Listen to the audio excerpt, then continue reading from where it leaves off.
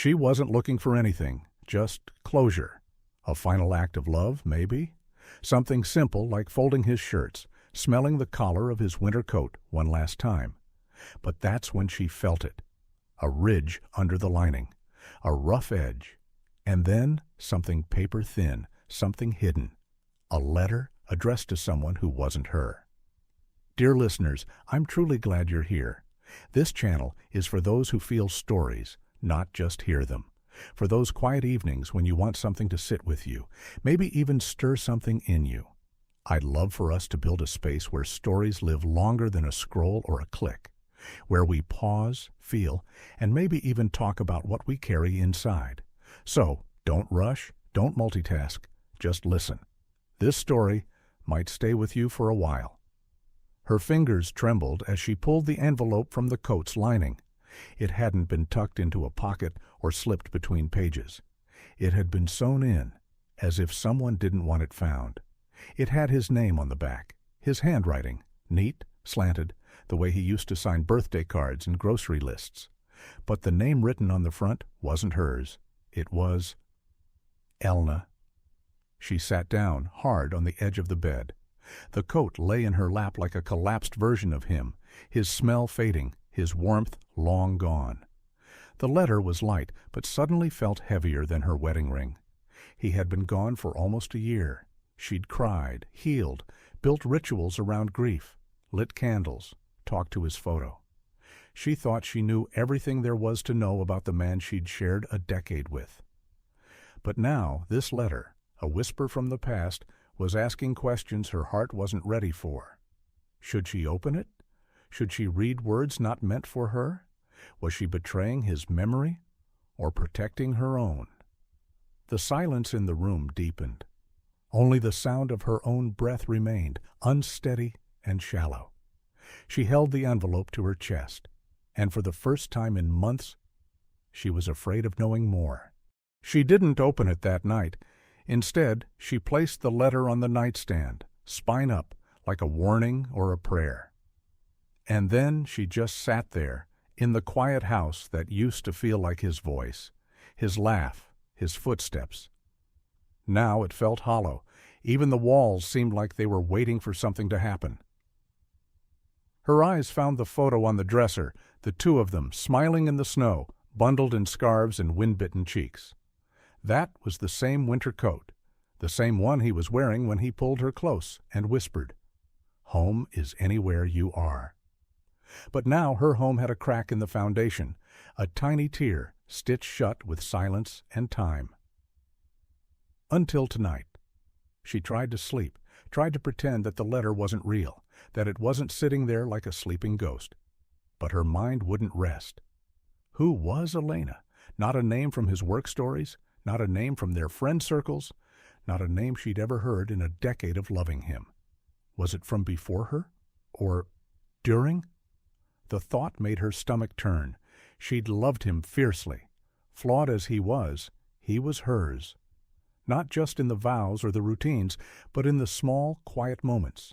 How he always unplugged the toaster after breakfast, how he hummed Sinatra while brushing his teeth. That was intimacy. That was knowing someone, wasn't it? Or had she only known the parts he showed her? She got up and walked through the house barefoot, letting the floor creak under her weight. The coat still hung limply over the arm of the chair, lifeless and too quiet now. She touched the fabric again, not to search, but to remember. Her fingers slid across the lining over the place where the letter had been hidden. It was stitched carefully, almost professionally, not rushed, not accidental. This wasn't a forgotten note. This was meant to be buried. By the time dawn began to tint the sky, she had made a decision. She poured herself coffee, still in her robe, and sat down with the envelope again. Hands shaking, she opened it. The sound of the paper tearing felt louder than anything she'd heard in days. Inside, one folded sheet. No date, just a greeting. Elena, if you're reading this, it means I'm gone, and there are things I never said, things I never could say. Her heart stopped.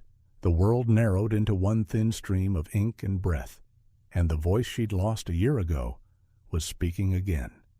She read the first line at least 10 times. Elena, if you're reading this, it means I'm gone, and there are things I never said, things I never could say. The words hit like a whisper through a locked door. He never wrote her letters, never needed to. He was a man of touches, of glances, of bringing her coffee the way she liked it. His love was always spoken in action, not ink.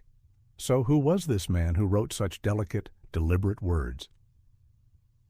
There's no easy way to tell the truth after so many years of silence, but I owe you at least this, because you, more than anyone, deserve to know how much you mattered, even if I couldn't choose you.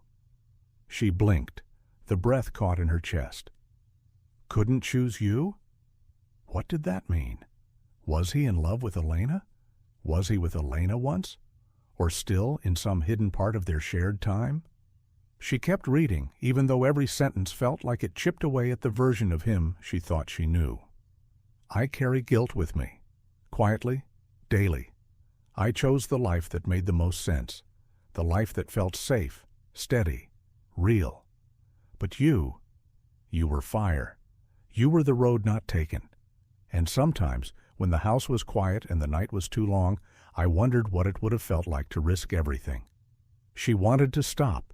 She wanted to throw the paper across the room and scream, but she couldn't, not yet, because it wasn't just about him anymore.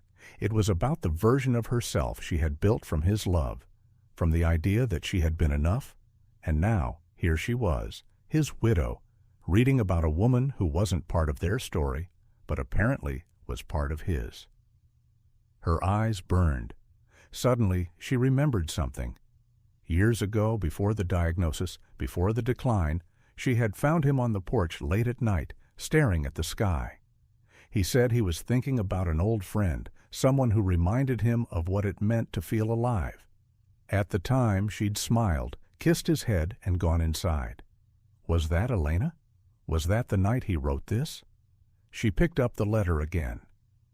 You once told me love was bravery, that staying meant comfort, but leaving meant truth.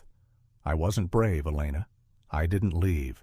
I built a good life with a good woman, but part of me still lives where you left me. Her hands trembled. She wasn't angry. Not yet. She was hollow. Like the space between their laughter and his secrets had been quietly growing all along, and she just never noticed. She folded the letter, placed it back in the envelope. There was still more to read. But not now, not yet. She needed to understand who she was without him, and without the story she thought they shared.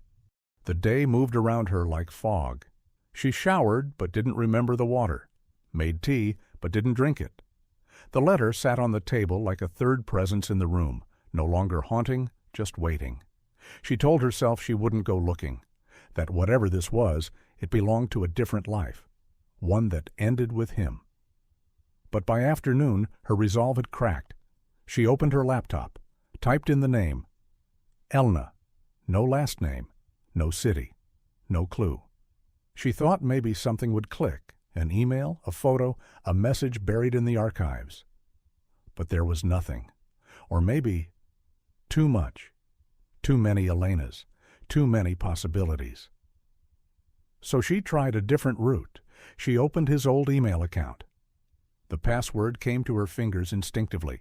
She hadn't used it in months, but grief had strange ways of preserving muscle memory. Inbox, archived, neat, predictable, just like him. But then she found a folder labeled Drafts. And there it was, unsent, untouched. A message saved 5 years ago. I still think about that weekend in Florence. You had red wine on your lips, and the whole city felt like it was listening to you breathe. I wanted to take a photo, but I didn't, because no image could explain the ache in my chest. Her stomach turned. He'd never been to Florence, at least not with her. Or had he?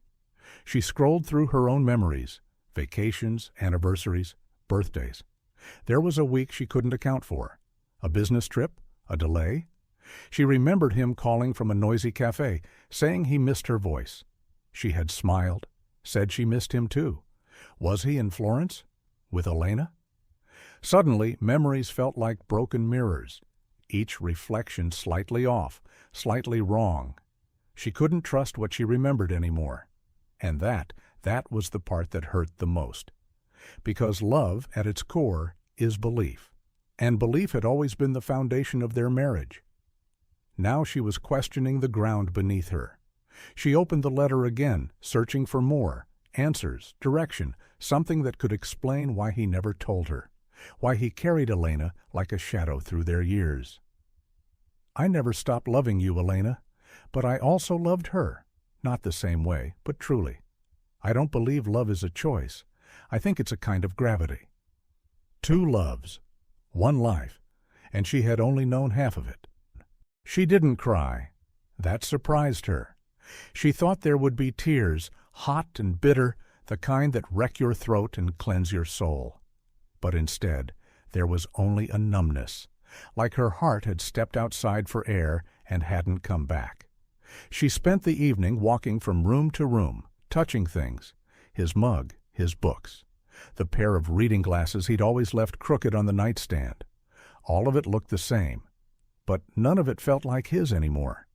How could it, now that she knew his heart had been split, that while she was planning dinners he had been remembering red wine on another woman's lips?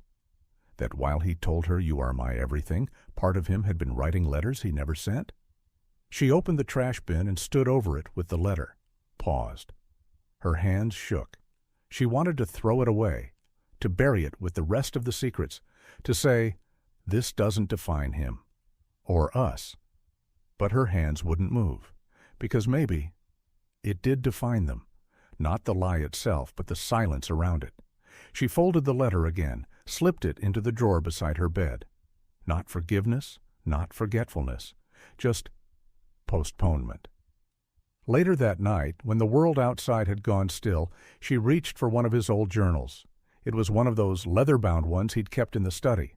She used to tease him, said he was an old soul for writing things down in ink when the world had apps for everything.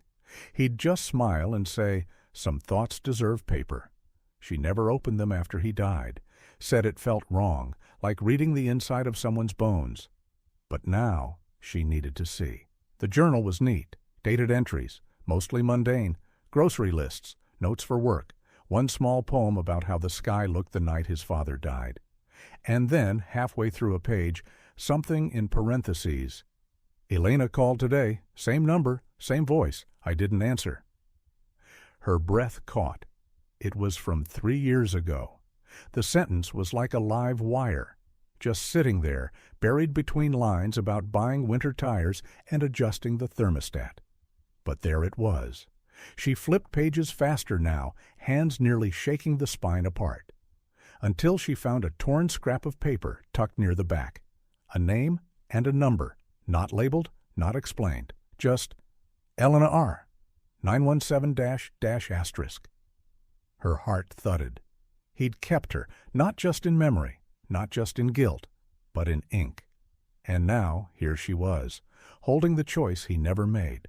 She stared at the number for a long time, long enough for the room to shift from dusk to shadow, long enough for doubt to creep in and start making its little speeches. What would you even say? What do you expect to find? Closure? Justice? Forgiveness? She didn't know. She just knew that the number sat in her palm like a secret still pulsing with heat. It wasn't just digits. It was an artery connected to the other life, the life her husband had hidden gently, carefully, cowardly. She opened her contacts app, typed in Elena R., paused, then deleted it. She wouldn't save it. Not yet, but she would dial. Her thumb hovered over the green call button for a long breath, then another. Then, click.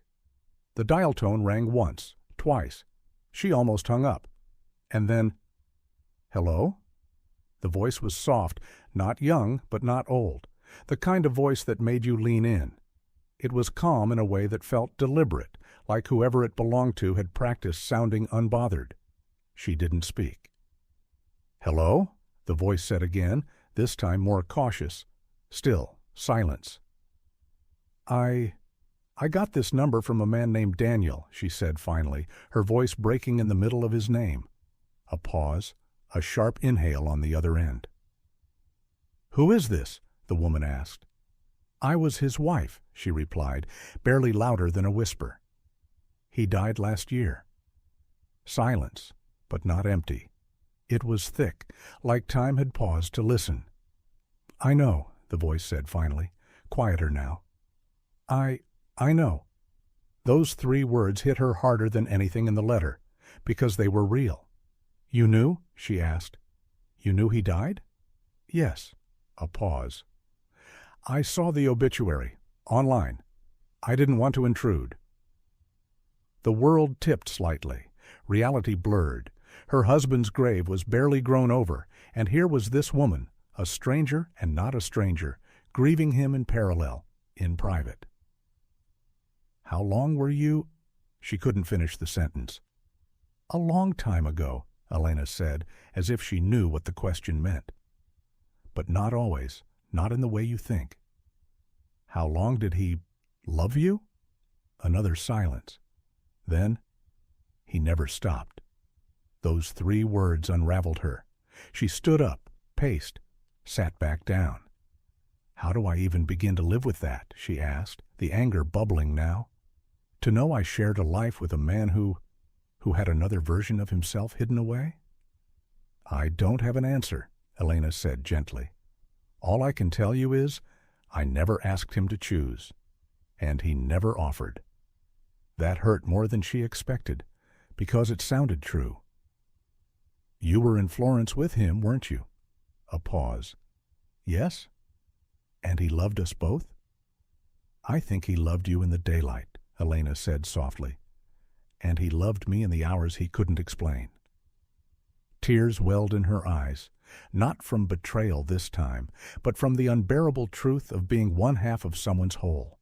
She didn't hang up, and Elena didn't either. They just breathed into the quiet together.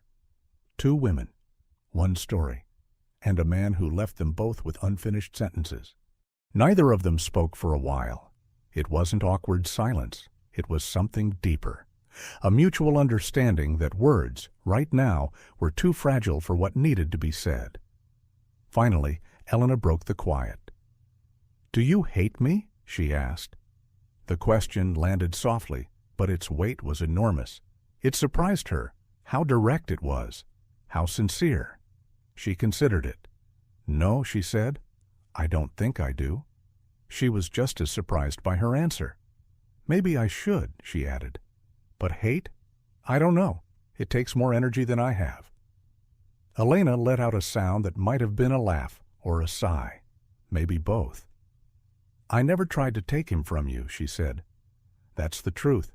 I knew about you from the beginning." "And you stayed anyway?" "Yes." She didn't know whether to admire or resent that honesty.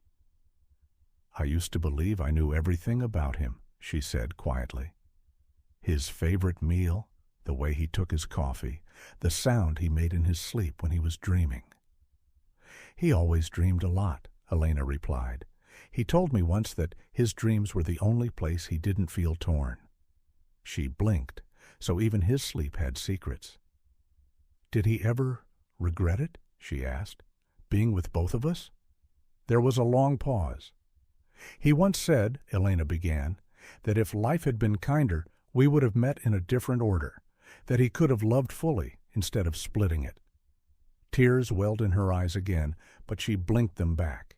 She didn't want Elena to hear her cry. Not yet. "I think he was afraid," she said. "Afraid that choosing one of us meant killing the part of himself he had with the other." "Yes," Elena whispered. "I think he was too." For a moment, it felt like they were both holding the same fragile object between them, something once alive, now broken, but still worth examining. "I used to hate the idea of him lying to me," she said. "But now, I think I'm starting to hate the fact that he loved you so gently, that it wasn't just a mistake. It was intentional." "I know," Elena said. "And yet," she continued, "he came home to me. Every night." "He called me," Elena whispered, "when he was afraid. Or lost. But he went home to you when he needed to believe he was whole." A strange calmness filled her. heavy but clarifying, like a lake after a storm. He was good at giving pieces, she murmured. But never all of himself, Elena said. Neither woman needed to explain what that meant. They had lived it. I don't know what to do with all this, she said, voice cracking again. You don't have to do anything yet, Elena replied. Grief isn't a task, it's a tide. For the first time since she dialed the number, she didn't feel like screaming, or crying, or demanding explanations. She just felt seen by the one person who should have been her rival, by the only other person who knew the secret shape of his love. The next morning she left the house, not because she had errands, not because someone called, but because the walls had started to echo. Every room sounded like him. Every silence was filled with the weight of two women remembering the same man differently. She wrapped herself in a long coat and stepped into the crisp air. It was colder than she expected. The kind of morning that demanded attention, sharp wind, brittle light. It stung, but it also reminded her she was alive. She hadn't walked these streets since the funeral. Now everything looked both familiar and foreign. The bakery where he used to buy those ridiculous almond croissants. The bookstore they never entered, just pointed at every Sunday. The bench where they once sat during a thunderstorm, laughing like kids, soaked to the skin. She passed it all, but didn't stop. Not yet. As she walked, she kept hearing Elena's voice from the night before. Grief isn't a task, it's a tide. It haunted her gently. Maybe she'd been trying to outswim it this whole time, making checklists, clearing closets, donating clothes, mourning like a project to be completed. But grief doesn't end. It just shifts. And now it had shape. A second voice, another version of him. She paused at the cafe they used to frequent. The door was open, and the smell of burnt espresso and cinnamon drifted out like a memory. Without thinking, she stepped inside. Nothing had changed. She ordered his usual, sat at the same window table, opened her phone, scrolled down to the recently dialed number. Her thumb hovered, then dialed again. The call connected in 2 rings. "Elena," she said quietly. There was a breath on the other end. A pause. "I was hoping you'd call." "I don't know why I did," she said. "That's okay," Elena replied. "You don't need a reason." They sat in silence again, connected not by answers, but by ache. "Do you think he loved us equally?" she asked after a moment. "I think he loved us differently," Elena said, "and we both deserved more." She nodded, though Elena couldn't see her. "I keep trying to find the version of him that was only mine," she admitted. "And I keep trying to forget the version of him I was never allowed to be with." Their silences fit together like puzzle pieces. In a world that didn't make room for their kind of truth, they had become unlikely witnesses to each other's pain. Not friends, not enemies, something else. "Can I ask you something strange?" she said, voice hesitant. "Of course." "What do you miss most about him?" Elena didn't hesitate. "His hands," she said. "They always looked like they were meant to hold delicate things." She closed her eyes. Yes, she remembered those hands too. For the first time, her memory didn't feel invaded. It felt shared, and that made it bearable. The days after that phone call felt different, not in a grand, revelatory way, but in the way the air changes before a storm, subtle, almost imperceptible, but there all the same. She still missed him, of course. That was a given. But something had shifted. The sharp edges of her grief weren't as jagged now. They were softer, rounded, like stones worn smooth by a slow current. The anger she'd harbored was still there, but it had become quieter, more manageable. She didn't hate Elena anymore, but she hadn't quite forgiven herself either. Every now and then, she found herself staring at his side of the bed, her fingers brushing the cool, empty space where his body used to be. The absence was deafening, but it wasn't as loud as it had been before. The letters were still in the drawer. The one with the name and the number. The letter from Elena. All of it was neatly tucked away, where it had been before. She'd stopped trying to convince herself that she could forget. But the truth was, she didn't need to forget. She needed to let go. That's when she found it. She was clearing out the attic that morning, trying to make space for things she no longer needed. It wasn't easy. Every box she opened seemed to spill out another piece of him.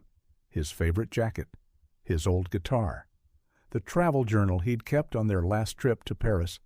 And then, at the bottom of one of the boxes, buried beneath a pile of unopened bills and old magazines, she found it. A letter. It was in his handwriting. Small, precise, the way he always wrote. Her heart skipped. The envelope was torn. It looked old, but it wasn't from years ago. It was from the last few months. She didn't know how she hadn't seen it before. She opened it carefully, the paper crackling slightly as it unfolded. She could almost hear his voice in her mind as she read, "I'm sorry. I'm sorry for all the things I left unsaid. For the years I spent hiding parts of myself from you, from the world. I never meant to hurt you, but I need you to know that I loved you, in ways I still don't fully understand.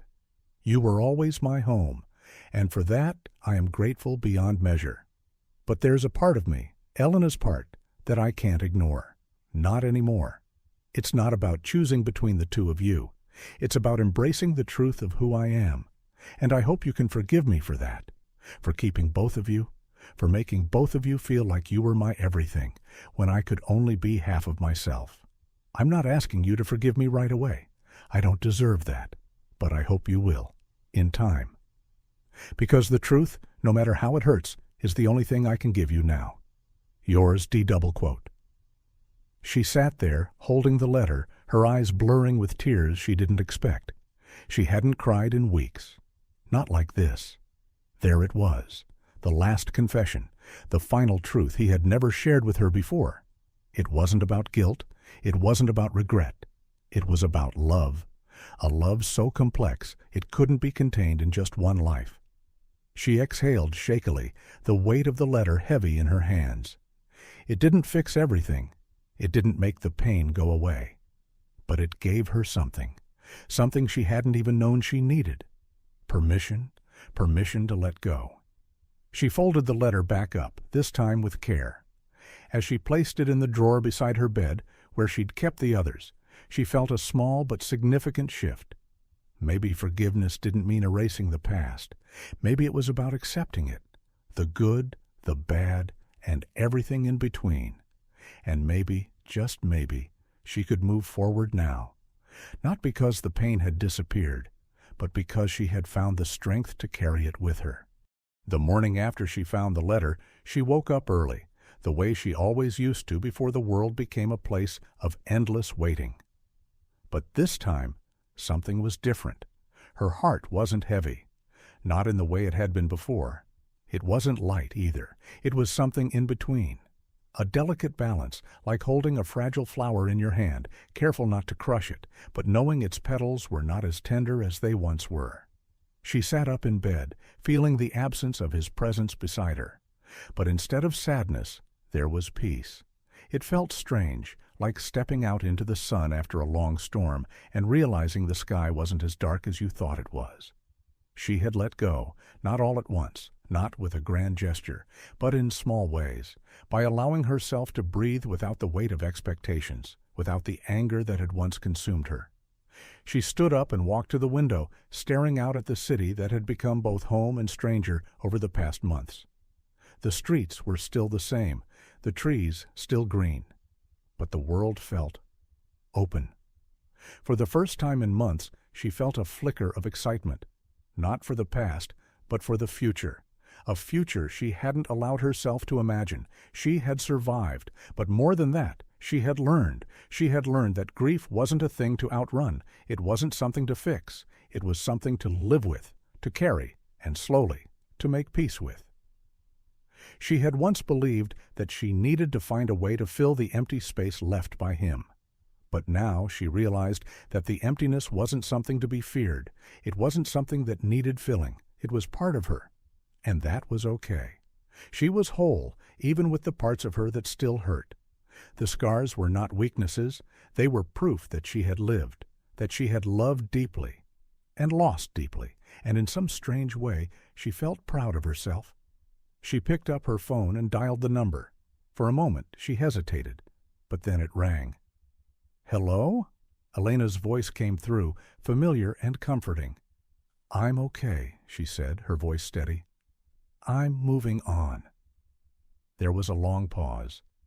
"I think he'd want that," Elena said quietly. "For both of us." "I know," she replied. "I've been holding on to something that was never meant to stay." Elena's voice softened. "You're stronger than you think." "Maybe, but I'm learning." The silence stretched between them, not uncomfortable, just understanding. "I want to go out," she said suddenly. "I want to leave this house. I want to live."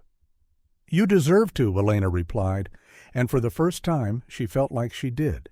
She wasn't defined by him anymore. She wasn't defined by the pain of the past. She was someone new, someone whole, and she was ready to start again. The first step was small. It always is. But it was hers to take.